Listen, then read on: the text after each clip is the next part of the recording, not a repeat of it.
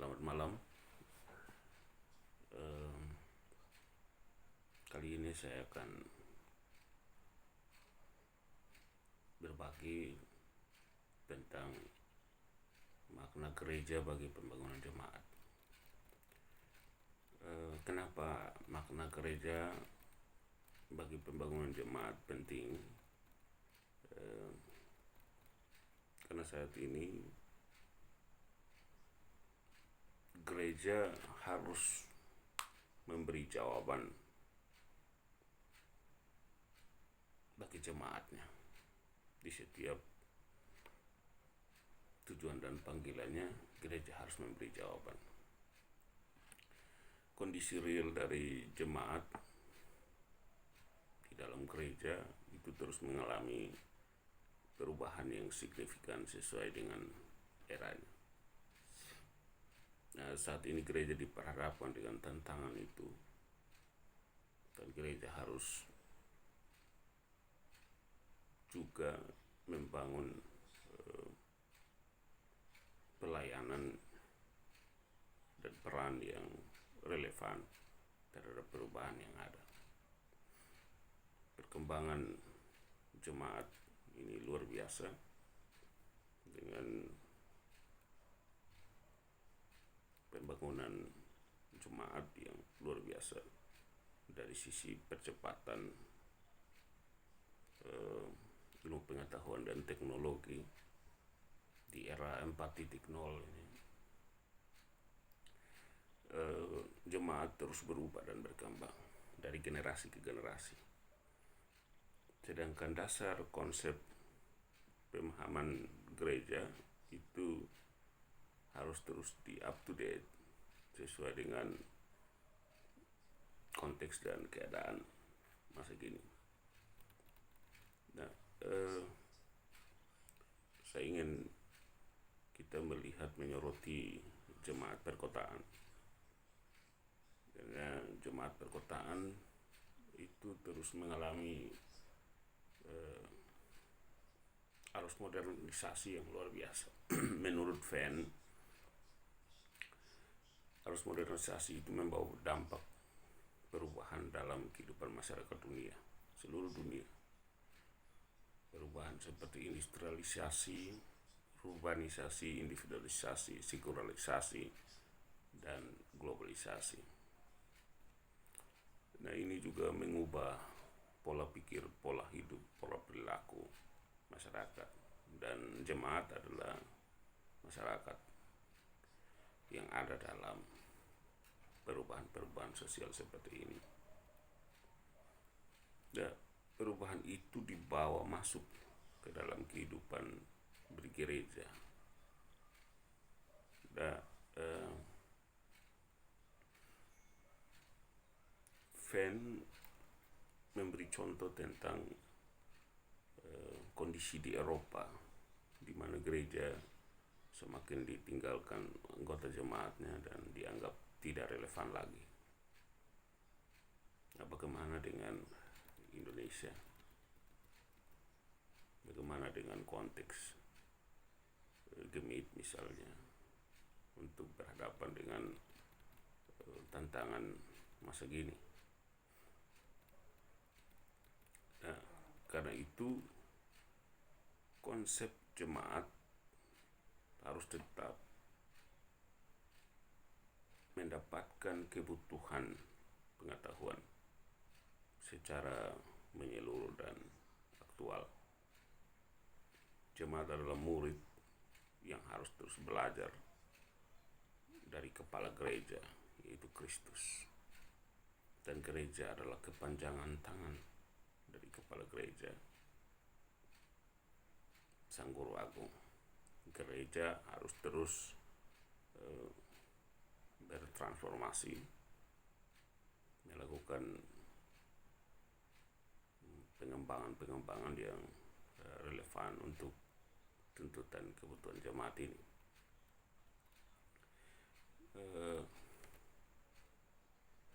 Nah, coach dan kawan-kawan menyatakan bahwa tampaknya gereja tidak siap memasuki era modernisasi dan industrialisasi, sehingga tidak mampu menjawab pertanyaan-pertanyaan baru. Akibatnya masyarakat meninggalkan gereja. Banyak orang menganggap bahwa persekutuan komunio gereja tidak penting.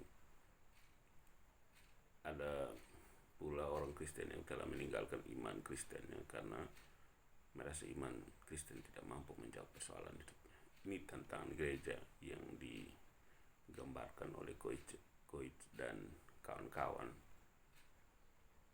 Dan kesiapan gereja ini yang harus dikaji. Ya. Kesiapan gereja ini menyangkut apa saja. Ya, bagaimana gereja melihat prioritas masalah. Nah, kalau gereja tidak melihat prioritas masalah yang tepat, maka ini menimbulkan gereja mengalami kemerosotan fungsi. Dan kalau gereja mengalami kemerosotan atau degradasi, maka jemaat tidak dibangun. Kalau jemaat tidak dibangun, maka jemaat mengalami kemunduran dalam hal adaptasinya dengan gereja. Jemaat terus melaju dalam perkembangan ilmu pengetahuan yang cepat. Nah, gereja masih ada dalam konteks lama, dan ini menjadi tantangan. Karena yang terlihat menurut Coich dan kawan-kawan bahwa di tengah kemiskinan yang melanda bangsa, beberapa gereja justru melakukan pembaruan secara fisik, seperti merenovasi gereja menjadi lebih indah, membuat bangunan-bangunan baru, ruang serbaguna dan ruang lainnya. Banyak dana dipakai untuk memperbesar dan memperindah gedung gereja. Nah, pembangunan fisik ini penting, namun apakah itu sudah menjadi prioritas? Menurut saya, yang penting sekarang adalah pembangunan jemaat, bukan pembangunan fisik gedung. Ya. Kalau yang diutamakan adalah pembangunan fisik, maka gereja sedang membangun sesuatu yang tidak sampai kepada kebutuhan iman jemaat. Kenapa? Karena jemaat ini membutuhkan kasih secara langsung. Kalau gedung gereja itu bagus, sedangkan masih ada jemaat yang rumahnya reot, ya, jemaat yang ekonominya tidak berkembang. Nah, ini adalah ketimpangan prioritas pelayanan yang harus dilihat oleh gereja. Kalau jemaat sudah terbangun secara baik, maka pastilah gereja, apalagi gedungnya itu terlalu mudah untuk dibangun. Yang penting jemaat bisa mendapatkan tempat pelayanan. Jemaat harus mendapatkan pelayanan bukan hanya secara rohani, tetapi jasmani. Bukan hanya damainya saja, tapi juga kesejahteraan jemaat diperhatikan. Nah, kalau gereja tidak melihat ini dan hanya melihat kepada pembangunan fisik dan mengabaikan pembangunan jemaat, maka menurut Nitti, dia menyatakan bahwa gereja atau jemaat bukan saja satu persekutuan yang diutus atau persekutuan ibadah, tetapi juga satu persekutuan yang dibangun. Ia adalah satu persekutuan yang dibangun karena sebagai persekutuan, ia adalah persekutuan yang belum sampai ke tujuannya. Gereja atau jemaat adalah satu parokia musafir yang sedang berada di tengah jalan menuju suatu tanah yang lebih baik. Karena itu gereja atau jemaat itu tidak statis tetapi dinamis. Ia hidup, ia selalu berada dalam gerak, ia sedang berada dalam perjalanan menuju ke masa depan yang dijanjikan Allah kepadanya. Dari apa yang disampaikan Niti tidak memisahkan antara gereja dan jemaat. Bagi Niti, gereja atau jemaat, artinya pergerakan gereja adalah juga pergerakan jemaat. Dan pergerakan ini menurut Niti bahwa jemaat itu tidak statis tetapi dinamis. Ya, artinya bahwa kalau persekutuan yang dibangun di dalam gereja itu dirasakan oleh jemaat dan jemaat mengalami pembangunan, maka pergerakan gereja dan pergerakan jemaat itu sama. Nah, itu sama seperti perjalanan dari perjalanan yang dipakai sebagai perjalanan musafir, ya, analoginya perjalanan musafir yang sementara berjalan menuju kepada suatu tanah yang lebih baik, menuju kepada masa depan yang dijanjikan Allah kepadanya. Jadi pergerakan gereja adalah pergerakan yang bukan hanya pergerakan fisik semata, tetapi pergerakan iman jemaat, pergerakan jemaat yang berjalan bersama dengan gereja. Kalau gereja berjalan sendiri dan jemaat ditinggalkan, jemaat tidak dibangun, maka ini adalah kemunduran dan ini statis, bukan dinamis. Nah, kalau kita melihat pola pikir, pola perilaku, dan pola hidup jemaat perkotaan, kita melihat bahwa ada terjadi perubahan yang terus-menerus, perubahan sosial yang terus-menerus terjadi. Perkembangan ilmu pengetahuan dan teknologi ini sangat cepat. Gereja dalam posisi kapasitas untuk mengambil posisi yang strategis untuk mewadahi posisi jemaat dalam perkembangan yang cepat itu. Nah, karena itu Niti menekankan lagi bahwa dalam perjalanan menuju masa depan itu gereja atau jemaat tidak boleh merasa puas dengan apa yang telah dicapai. Sebab sebagai gereja atau jemaat tiap-tiap kali ditempatkan dalam situasi-situasi baru atau tantangan-tantangan yang baru untuk menunaikan tugasnya dengan baik dalam situasi baru dan penuh dengan tantangan-tantangan itu, gereja harus mengusahakan cara-cara dan bentuk-bentuk pelayanan baru. Gereja tidak boleh berhenti, gereja harus terus berjalan, gereja harus dibina, dibangun,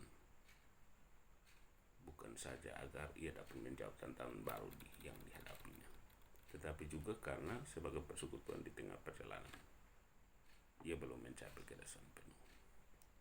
Nah, ternyata posisi gereja adalah mendewasakan jemaat dan membangun jemaat untuk ada dalam tatanan yang siap dalam perjalanan itu.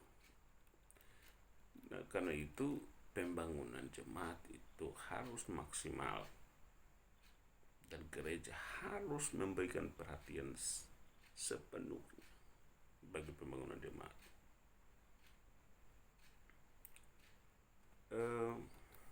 Secara lembaga, gereja harus melihat bagaimana ikatan itu menjadi kuat. Dan tantangan gereja adalah bagaimana pengaruh kelembagaan gereja ini bisa menolong jemaat menemukan masa depannya, menemukan panggilan kehidupannya, dibangun dan mengembangkan diri secara baik. Jadi kalau gereja tidak mengembangkan diri, mencapai tujuan yang sebenarnya, maka tidak akan bisa. Karena itu, apa makna gereja bagi pembangunan jemaat? Kita harus mengerti dulu pengertian gereja sehingga bisa memahami apa yang kita bahas dalam makna gereja bagi pembangunan jemaat. Nifty Kebolan menyatakan bahwa arti dari gereja itu terdapat makna dipanggil untuk berhimpun oleh Allah. Gereja bukanlah satu organisasi orang-orang yang mau mendirikan suatu perkumpulan guna suatu tujuan tertentu, melainkan orang-orang itu telah dipanggil berkumpul oleh Allah sendiri. Nah, ini menunjukkan bahwa tujuan gereja itu bukan tujuan manusia, ya, tetapi tujuan gereja adalah tujuan Allah. Tujuan Allah yang menjadi penting di dalam gereja. Karena inisiatif berkumpulnya orang-orang yang bergereja itu bukan dari inisiatif dirinya sendiri, tapi Kristuslah yang menjadi perantara firman dan rohnya mengumpulkan jemaat, mengumpulkan baginya jemaat. Jadi tujuan berkumpul itu ada dalam tujuan Allah, dan Kristus menjadi kepala, dasar landasan firman, dan Roh Kudus menggerakkan manusia untuk berkumpul dalam jemaat di gereja. Berarti di sini arti gereja bukan pada gedung secara fisik, tetapi pada pribadi. Nah, Allah sebagai inisiator, menurut Hadiono, Allah sebagai inisiator bagi kehadiran gereja. Oleh karena itu, gereja hendaknya membangun perkumpulan itu bagi tujuan Allah. Gereja adalah persekutuan orang-orang, para orang beriman atau orang-orang yang berkumpul karena dipanggil atau dikumpulkan. Jadi dipanggil dan dikumpulkan di dalam tujuan Allah, bukan tujuan manusia. Jadi kelembagaan gereja bukan kelembagaan duniawi, bukan kelembagaan yang ada untuk kebutuhan dan tujuan manusia, tetapi tujuan Allah. Nah,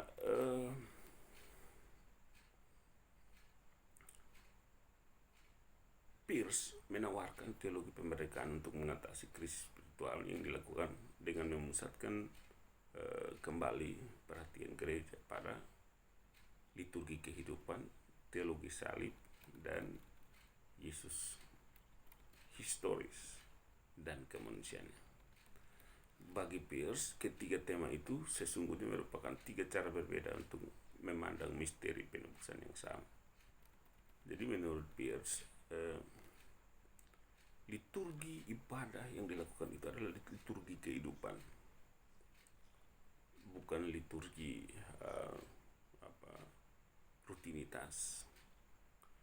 Dan teologi salib itu menunjukkan bahwa kehadiran Kristus, keselamatan dari Kristus menjadi pusat pemberitaan, dan Yesus Kristus dan kemanusiaannya sebagai contoh, teladan, figur, gambaran manusia untuk belajar menyenangkan Allah dan mengikuti kehendak Allah. Ya, jadi Peirce juga menyatakan bahwa membangun logika bahwa dasar atas keunggulan yang diberikan oleh teologi pemerdekaan kepada manusia, kemanusiaan Yesus historis dan penempatan gereja di bawahnya. Ucapan ubi ecclesia ibi Christus, di mana Kristus ada, di sana gereja ada. Tetapi Kristus ini yang dalam persahabatannya dengan gereja sejati ditemukan secara jelas dilihat sebagai Kristus sejauh yang menjelma, yang melanjutkan kehadiran sakramentalnya dalam daging dan darah manusia. Ya, jadi kehadiran Kristus itu menjadi penting. Jadi gereja tidak bisa ada tanpa keberadaan Kristus.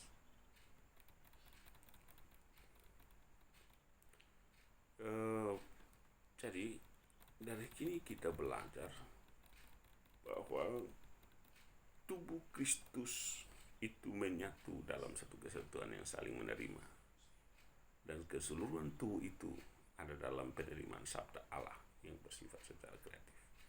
Tubuh Kristus yang terdiri dari anggota jemaat yang beragam membangun diri dalam kedewasaan berdasarkan sabda Allah. Nah, Niko Syukur menyatakan bahwa penerimaan sabda Allah oleh gereja yang terjadi dalam iman kepercayaan tidak bersifat pasif belaka, melainkan kreatif. Ya, jadi manusia yang ada dalam gereja, jemaat yang ada dalam gereja bukan jemaat yang pasif, melainkan jemaat yang kreatif.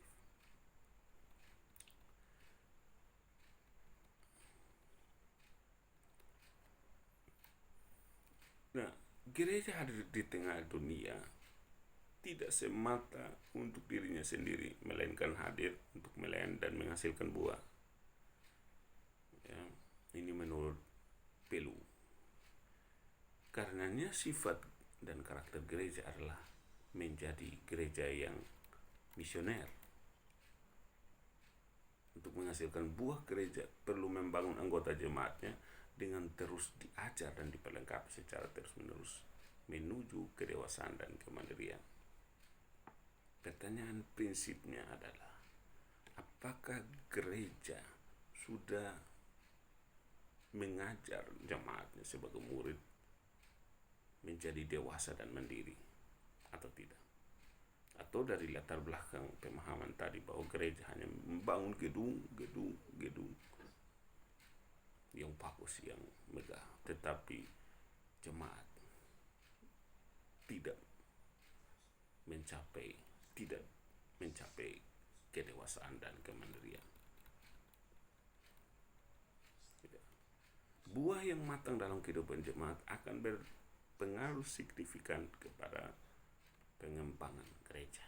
Jadi kalau gereja sama dianalogikan sama seperti buah yang tidak matang, makanya rasanya hambar, tidak sesuai dengan porsi yang diharapkan. Karena itu Henry Tension menekankan bahwa keharusan gereja memiliki program pendidikan dan pelatihan bagi jemaat.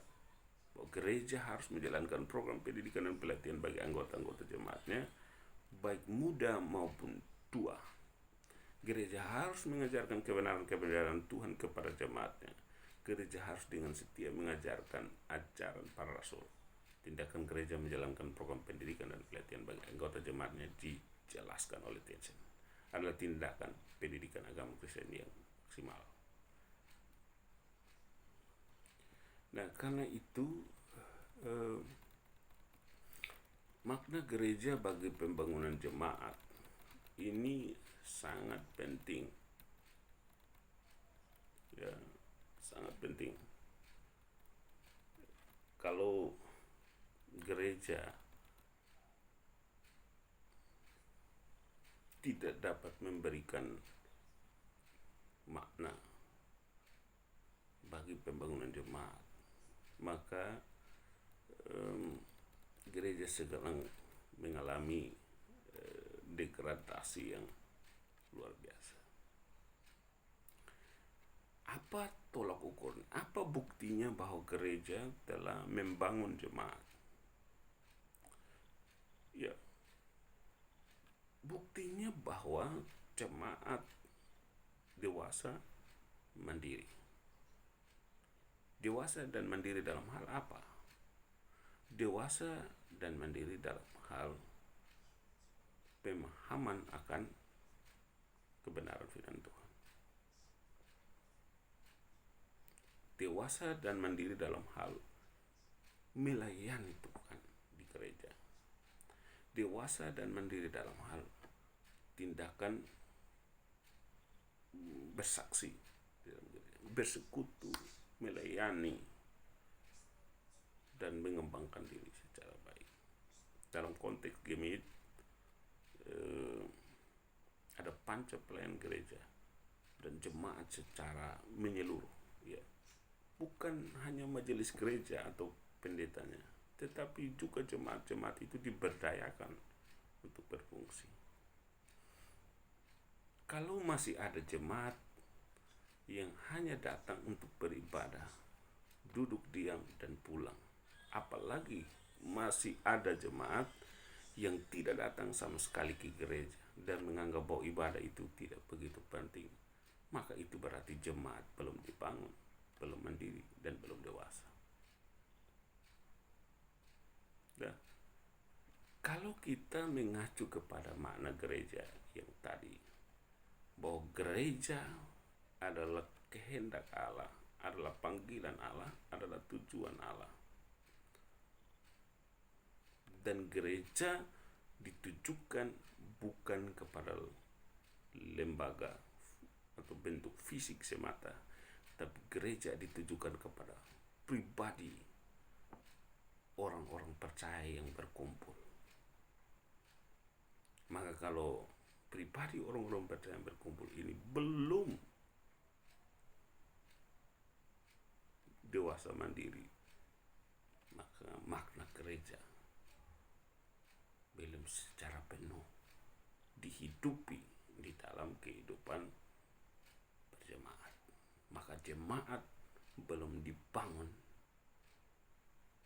dalam pengertian makna gereja yang sesungguhnya. Nah, karena itu kiranya ulasan ini menggugah kita dan memberikan kita pencerahan bahwa betapa pentingnya jemaat dibangun dalam sebuah panggilan pelayanan di gereja. Tantangan gereja semakin besar, tapi apakah gereja mau mengembangkan diri dalam program-program pelayanan yang efektif bagi pembangunan jemaat, atau gereja hanya sibuk dengan urusan fisik dan mengabaikan hal yang lebih prinsip, yaitu manusia yang adalah jemaat di dalam gereja. Kiranya penyampaian saya akan bermakna bagi saudara-saudara yang menyimaknya, dan saya akan menggali lagi dalam konteks yang lebih luas tentang makna gereja bagi pembangunan jemaat di materi-materi selanjutnya. Terima kasih, kiranya menjadi berkat bagi saudara-saudara sekalian. Shalom.